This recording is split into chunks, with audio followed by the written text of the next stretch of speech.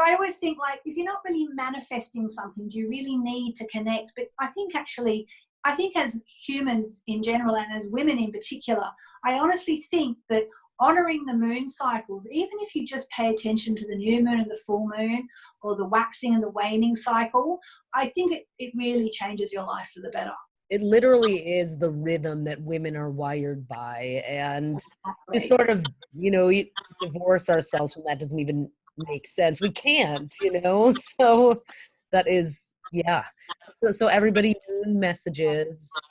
.com/FB events. Yes.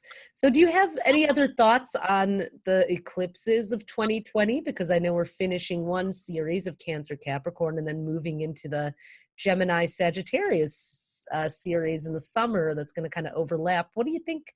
How do you think that'll affect us all? Well, I mean, I suppose what I would make of that is the fact that wherever you have the sign of Cancer or Capricorn in your chart is where it's been intense, for quite a long time, because we've had Saturn, Pluto, and we've had the eclipses, and now we're going to have Jupiter kind of lightening things up a bit. But I suppose what's really happening is, if people can get to know their charts a little bit, wherever you have the sign of Cancer and the sign of Capricorn has been where the intensity has been. And now it's going to shift a little bit, because at least Jupiter's now moved into Capricorn. So that's lightening things up already, where there was just this intensity. Saturn's actually going to move out of Capricorn into Aquarius, and then we're going to be having the eclipses in Gemini and Sag. So the whole mood is changing. And I suppose what I would say is, don't wish it away. It's not over yet. I mean, it's peaking in January, and it's all about shedding our skin and shedding the past and shedding what you no longer want. And again, I know that this video will be watched, beyond January, but if you're watching it at the start of the year, really make the effort to let it all go, okay?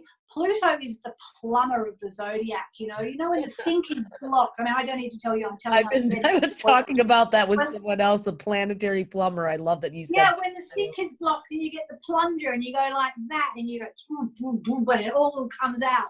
That's Pluto. And Pluto's being activated.